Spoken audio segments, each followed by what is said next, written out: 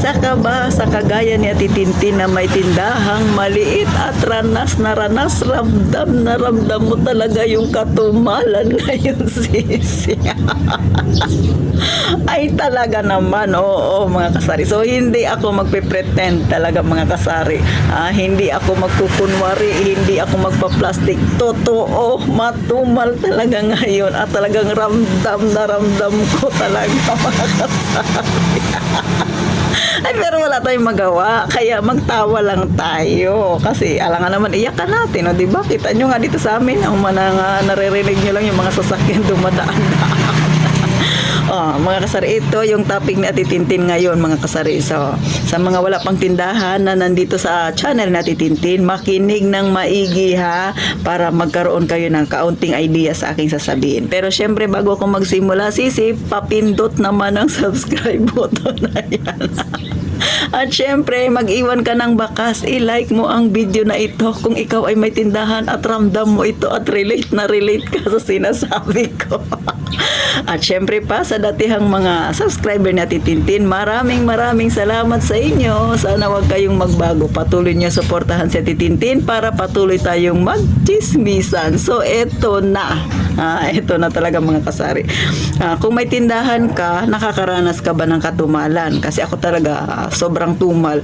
Kung dati, medyo halimbawa, kumikita ng 3,000, 4,000, ngayon ay halos kalahati na lang talaga yung aking benta sa buong maghapon mga kasari. So, wala tayong magawa kasi yung mga nanay ay talagang sobrang tipid. At saka hindi naman nabago, wala namang magbabago pa, talagang ramdam na ramdam natin yan. Pero syempre, patuloy lang tayo sa paglaban. So, eto ha, kung wala kang tindahan, makinig ka sa akin. Dahil kung gusto mong magkaroon ng sari-sari store dyan sa area ninyo, i-check ng maigi ang location. Pang-ilan ka na sa may tindahan dyan kung sakaling magtatayo ka. Nakikita mo ba, marami bang customer dyan, maraming bumibili? Ano ba ang mabenta sa nakikita mo? May mga karinderya dyan sa tapat ninyo, may mga sari-sari store, alin ba dyan ang mas maraming tao? Kasi kung mas marami ang sari-sari store kaysa sa customer, ibig sabihin tumal is real. Bakit? Maghahati-hati kayo sa benta mga kasari ha.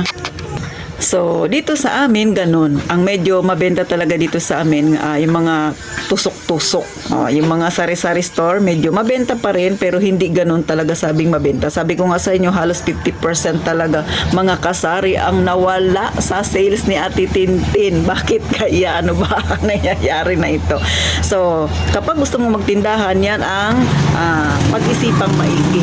Magiging mabenta kaya ang sari-sari store mo. Kung magaling kang magluto, bakit hindi ka magluto ng ulam dyan? Kung sa tingin mo ay maraming tatangkilik yan. So pag-isipang maigi kasi hindi biro. Bakit? Kahit na medyo may kalakihang kumpanya nagsasara. O dito sa amin ha, may isa ditong ahente na dati matagal na isang ahente, kilalang kilala na dito sa amin. So hindi ko na babanggitin kasi masama yung magbanggit tayo ng kumpanya kasi hindi naman natin alam yung katotohanan. Pero sabi nga ng huling nakausap ko na ahente, nagsara na raw ang kanyang pinagtatrabahuan. So ibang company na, iba na yung pangalan ng distributor na yun.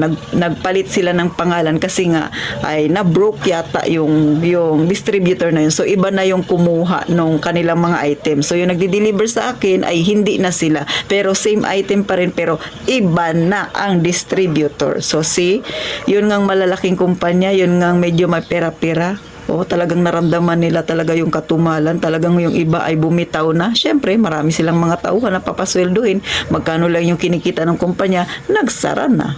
So, tayo pa kaya, mga kasari. Kaya, wag kang panghinaan ng loob dyan, ha? Wag kang parang lantang-lanta dyan. Hindi yan makakatulong sa'yo, sisi. Kasi realidad ito. Ito yung buhay nating mga nasa masa. Pero hindi ko naman sinasabi na dapat pag matumalit, tatuwang-tuwa ka pa. Hindi. Manatili ka lang kalmado, positibo, mag-isipan ng kung ano-ano pang pwede nating ibenta sa ating sari-sari store, mga kasari. Kasi nga, hindi ba natin mapipigilan yung pagtumal, pero pwede tayong gumawa ng paraan para kahit papano ay, kahit nasabing matumal, kumita pa rin. Kahit papano ay hindi naman ganun ka bagsak yung ating sales, mga kasari. So, yun lang yung may papayo na titintin. Lalo na sa mga gustong magkaroon ng tindahan, ha.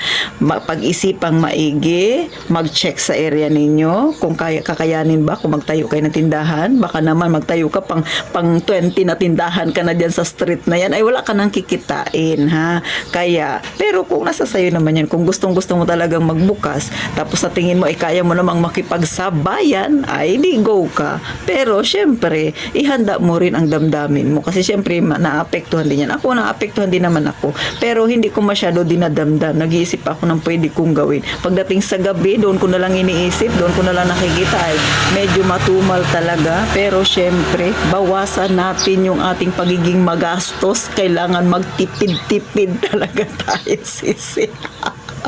Para kahit mahina ang benta ay hindi natin magagalaw yung pera ng ating negosyo, ha. Especially yung kagaya kay Ate Tintin, yung nakaka-relate dyan na tindahan lang din yung pinagkukunan ng kabuhayan, mga kasari.